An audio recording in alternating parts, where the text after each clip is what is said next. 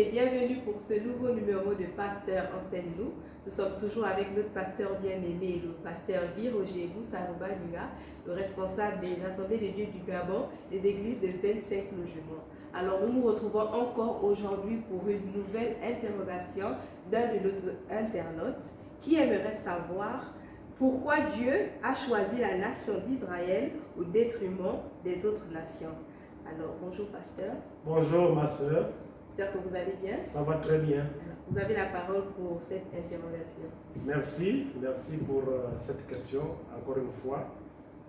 Je voudrais également saluer les téléspectateurs, le peuple de Dieu. Shalom, shalom. Pour répondre à cette question, je voudrais déjà dire que la question peut être reformulée autrement, parce que posée de cette manière fait penser que Dieu est peut-être injuste, parce que le mot détriment, au détriment de, nous fait croire que Dieu est injuste. Il a choisi une nation au détriment, en brimant une autre nation, en brimant un autre peuple. Donc on peut reformuler la question, parce qu'il n'y a pas de concurrence entre peuples, il n'y a pas de comparaison à faire entre peuples. On peut donc redire ceci: pourquoi Dieu a choisi le peuple d'Israël par rapport aux autres peuples. Posé ainsi, nous pouvons tenter de répondre. Et nous allons toujours aller dans les Écritures. Nous allons lire dans Deutéronome, chapitre 7, du verset 7 au verset 9. Donc, Deutéronome, chapitre 7, du verset 7 au verset 9, nous lisons: Ce n'est pas parce que vous dépassez tous les peuples en nombre que l'Éternel s'est attaché à vous et vous a choisi. En effet, vous êtes le plus petit de tous les peuples.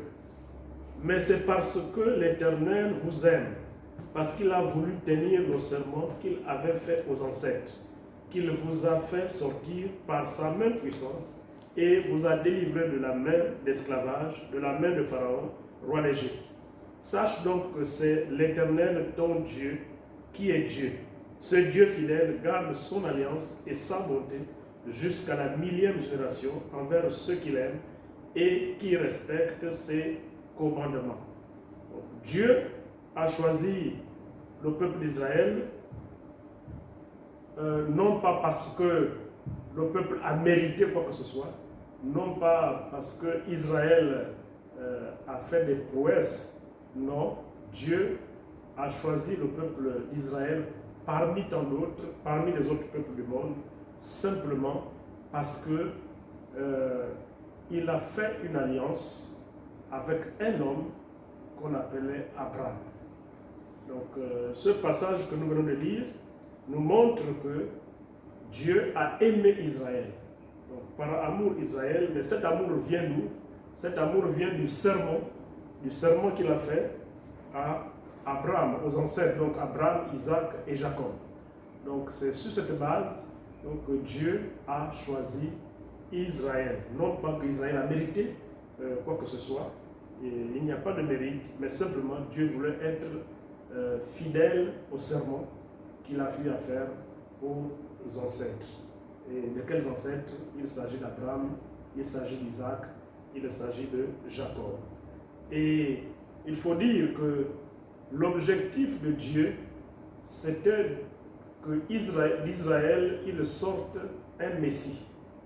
C'était la naissance de Jésus-Christ qu'il fallait vraiment prévenir. C'est pour cela qu'il a choisi le peuple d'Israël. Donc, après la chute d'Adam et Ève, nous le savons, Dieu avait promis de repêcher l'homme, de racheter l'homme. Dans Genèse chapitre 3, le verset 15, voilà, que nous pouvons bien entendu lire. Genèse chapitre 3, le verset 15, dit ceci: Je mettrai inimitié entre toi et la femme, entre ta postérité et sa postérité. Celle-ci t'écrasera la tête et tu lui blesseras le talon. Donc, c'est ça le premier évangile dans la Bible. Alors, par ce passage, Dieu avait déjà promis de régler le problème de l'homme après la chute parce que la mort était rentrée. Nous étions maintenant condamnés, mais il a fallu que Dieu fasse la promesse. Là, Dieu s'adressait à Satan, donc au serpent, pour lui dire, comme tu as fait cela, voilà ce qui va se passer. Donc, la prospérité de la femme, il y aura une inimitié entre la prospérité de la femme et ta prospérité, et elle te crasera la tête et tu lui mordras le talon. Qu'est-ce que ça veut dire? Ce passage nous montre en fait que Jésus-Christ devait naître. La prospérité de la femme, c'est celle de Jésus. Et quand on parle de Satan devait lui mordre le talon, et il s'agit de blesser le talon, il s'agit de la croix. Lorsque Christ est allé à la croix, il s'agit de la mort et de la résurrection de Christ à la croix. Mais sachant bien sûr que cette mort et cette résurrection lui donnaient la victoire. Donc Jésus devait avoir la victoire sur Satan. Et donc, à part de cette victoire, l'humanité devait être sauvée. Donc c'est une promesse que Dieu a vu à faire à l'homme, déjà en Genèse 3. Et donc, à partir de ce moment, Dieu va confirmer cette promesse, bien sûr, dans Genèse 12, verset 1er à 3. Il confirme la promesse de la naissance du Messie. Et en confirmant cette promesse, il choisit Abraham. Et il va faire la promesse à Abraham. Voilà ce que je vais faire, voilà ce que je vais faire sur ta postérité. Et donc, c'est simplement en obéissant à ce serment que le peuple d'Israël a été choisi. Et Jésus-Christ est donc la principale raison pour laquelle Dieu a choisi Israël. C'est la naissance de Jésus-Christ. C'est la raison principale que Israël est choisi comme son peuple élu. Donc, il a choisi de procéder ainsi. Voilà. Jésus-Christ devait être issu d'un peuple, d'une nation, bien sûr. Et ça pouvait être une nation, la nation gabonaise. Ça pouvait être le peuple de Bamileke. Ça pouvait être le peuple, on va dire, un peuple asiatique. Dieu pouvait choisir n'importe quel peuple, mais il lui a plu de choisir le peuple d'Israël. Non pas par mérite, ce n'est pas que ce peuple a mérité quoi que ce soit, mais simplement c'est son choix. Et nous respectons le choix de Dieu. Donc ça, il faut qu'on puisse le retenir, il faut qu'on le retienne.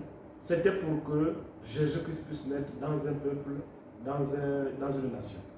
Et la deuxième raison, nous allons dire, de ce choix, c'était qu'après que Jésus-Christ devait naître, bien entendu, le peuple d'Israël devait continuer à enseigner les autres peuples. C'est pour cela qu'il y a ce choix. Dieu choisit Israël, non seulement pour mettre au monde Jésus-Christ, mais aussi pour maintenant propager l'enseignement, pour montrer la voie à suivre aux autres peuples du monde entier, aux autres nations. C'est pour cela que quand nous lisons les Écritures, dans Acte chapitre 1:8, on va dire, il est dit, vous recevrez une puissance, le Saint-Esprit se verra sur vous, vous serez mes témoins à Jérusalem, à Judée, à Samarie, jusqu'aux extrémités de la terre. Donc vous voyez que l'évangile devait commencer à Jérusalem et devait s'étendre jusqu'aux extrémités de la terre. Parce que c'est ça le plan de Dieu. Depuis Genèse 15, et depuis Genèse 3, et depuis Genèse 12, c'est ça le plan de Dieu. Et c'est ce qui est arrivé.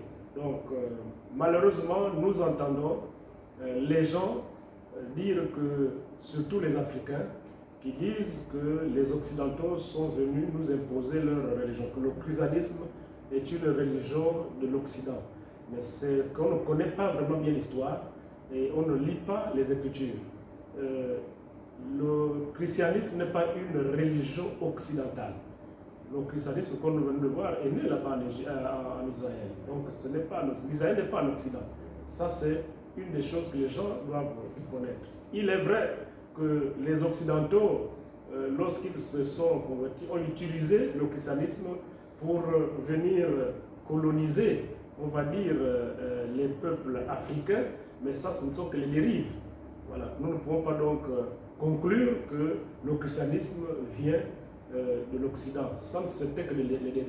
Mais dans le plan de Dieu, le christianisme devait naître quelque part et ensuite devait se répandre dans le monde entier. Donc, c'est ça la deuxième raison pour laquelle Dieu a choisi Israël comme peuple élu pour donc propager, pour enseigner, pour montrer la voie de Dieu aux autres nations. Et nous devons donc comprendre que Dieu est souverain. Il ne reçoit d'ordre de personne. Il ne rend compte à personne. Il est égal à lui-même. Donc il fait ce qu'il veut, quand il veut, comme il veut. Il n'a de compte à rendre à personne. Il a choisi Israël et c'est son choix. Nous l'acceptons et nous devons faire avec le plus important, ce que l'évangile ne s'est pas arrêté en Israël. Le plus important, c'est que la voix de Dieu ne s'est pas arrêtée en Israël. Elle est arrivée jusqu'à nous. Nous connaissons la voie à suivre pour être sauvés et c'est ça le plus important. Donc voilà ce que nous pouvons répondre par rapport à cette question. Amen. Merci beaucoup, pasteur. Que le Seigneur vous bénisse encore pour cet enseignement. Nous espérons que de chez vous aussi, vous avez été bénis, vous avez été enseignés. Surtout, n'oubliez pas de vous abonner à notre page AD25 Logement du Borg. Et surtout, envoyez vos différentes questions au numéro qui s'affiche au bas de l'écran. Sur ce, nous vous disons shalom et à la prochaine émission. Bye bye.